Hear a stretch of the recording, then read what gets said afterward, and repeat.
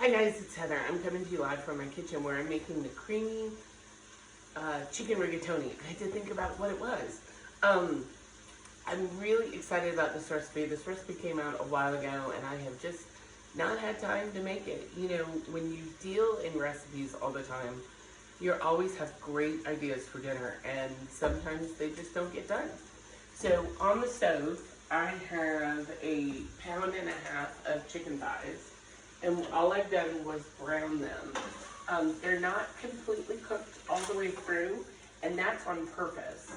Because what's going to happen is I'm going to dump these back into the rest of the pasta, and it's going to cook the rest of the way through. So all I did was I browned them in here, and with just a little bit of butter.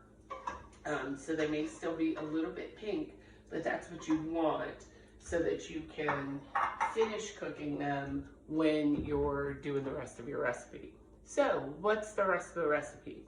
So I've got onion, I've got pepper, I've got garlic, I've got chicken broth, I've got rigatoni, creamy rigatoni, right?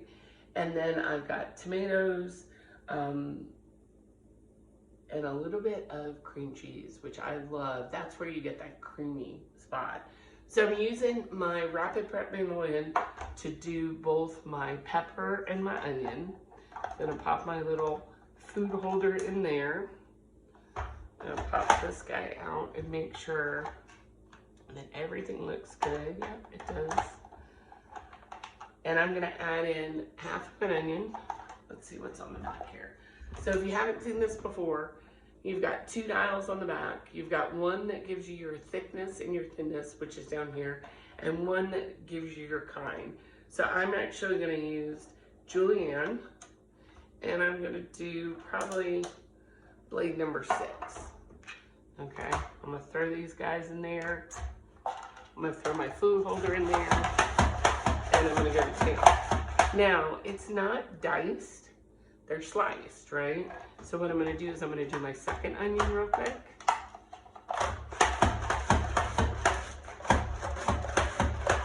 And then I'm gonna take these pieces and drop them back in, because then I can dice them.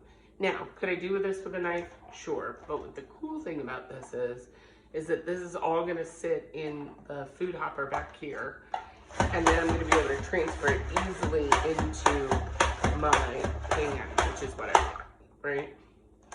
So I failed shapes as a kindergartner, so sometimes I get that in the wrong way, but it doesn't matter because I'm pampered, not perfect, right? So I love this recipe. It just has a lot of really good ingredients in it.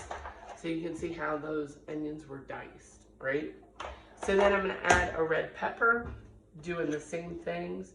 When I cut my pepper, I just go down along the sides of it.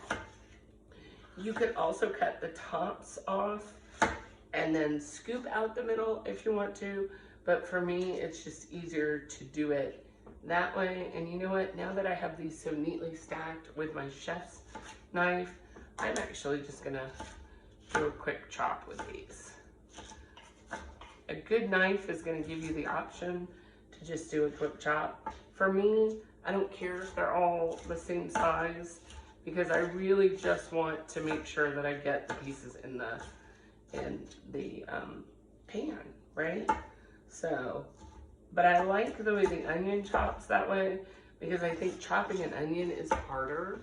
It's not harder, but it's just easier to do in the rapid prep mandolin. So then I've got all my pieces. So now I've got my onion and my pepper in my little tray. I'll move this guy out of the way so you can see me. Get some of these guys off of the countertop. Toss that over there. And then I'm gonna use my garlic prep tool, which stuck to the counter. My garlic prep tool for my garlic. Now, why am I using my garlic prep tool instead of my garlic press? Good question. I don't need pressed garlic. What I need today is chopped garlic. So I want to use my garlic tool so that I can chop my garlic or dice my garlic, okay?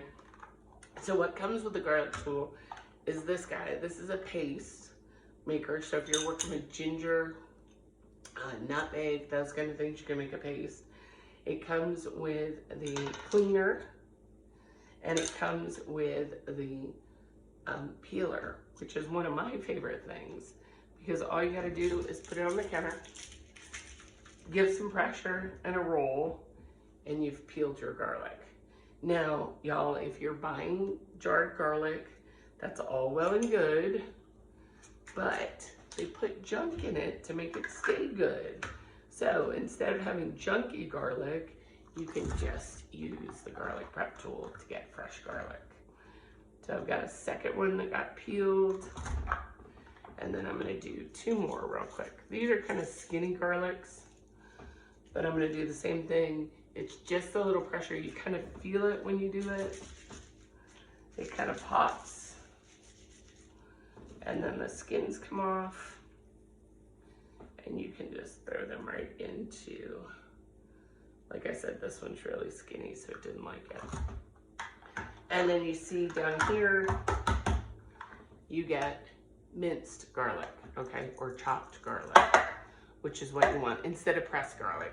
So garlic, the more times you press it or touch it, the milder it gets. And so you want different things for different flavors, and this calls for that. So I'm gonna take all of this and put it in my pan, but before I do that, I don't have any crushed tomatoes. Now the recipe calls for crushed tomatoes, so I am gonna show you my hack for crushed tomatoes. So super simple. I've got a can of whole tomatoes, and I am actually gonna use this can. It's a giant can. It's 2 15-ounce cans. So I'm actually gonna use this for another meal for a dinner. So I'm going to separate the can first. So I'm gonna put half the can into, tell me this is, yeah, these are whole. I'm gonna take half of it and put it into my glass prep bowl. And then I'll be able to use half of these for my dinner later this week, which is actually meatball subs, right? So it's gonna be able to be used twice. Super nice. Add some extra sauce there. Now, how am I gonna crush these tomatoes? I'm gonna use my aptly bad named salad choppers, because I don't think I've ever used them for salad.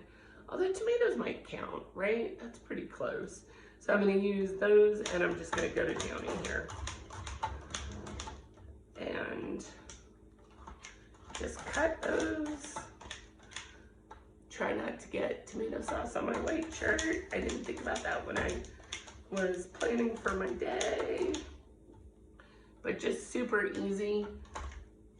Go down in there, and now instead of having whole tomatoes, I have crushed tomatoes. How about that? Isn't that awesome? So super easy hack to get crushed tomatoes out of canned tomatoes. And then if you wanted to use your canned tomatoes for something else, you have that option too. So going back to my stove, relight it. I'm gonna add my crushed tomatoes. I'm gonna add all of my good peppers, onions, and garlic. And I'm gonna let that kind of simmer for a little bit.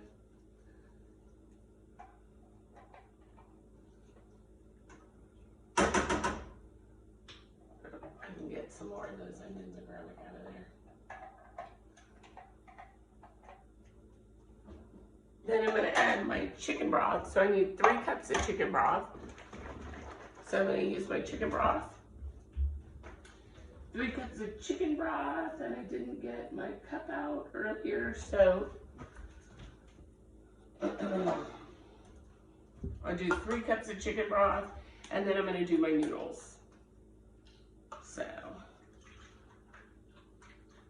1, 2, and 3 cups is almost a carton. So I like to buy the cartons because I find that it's easier to work with. The cartons, I have just a little bit left, which is great if you're using it, if you're making rice in your pressure cooker, That's a great option for leftover broth. You can take this broth and put it into ice cube trays and freeze it so that you have one, they're usually about 1 tablespoon of ice cubes. Then you can use that to flavor things, mashed potatoes, soups, stews, all sorts of stuff. So that makes a great option for that. Put this in there. And I'm going to pour my rigatoni in. And then I'm going to let that come to a boil. I don't want to use my chicken spoon because I had raw chicken on it and cooked chicken, so I don't want to do that. So I'm going to bring this to a boil and let that cook for about 15 minutes. And then I'll add the cream cheese and the spinach. Hi guys, it's Heather. So my pasta's been cooking for about 15 minutes and it's done. So all I'm gonna do now is give it a good stir. And you can see how thick that got, right? From the tomatoes and the tomato paste and the chicken broth. And now I'm gonna add in some spinach.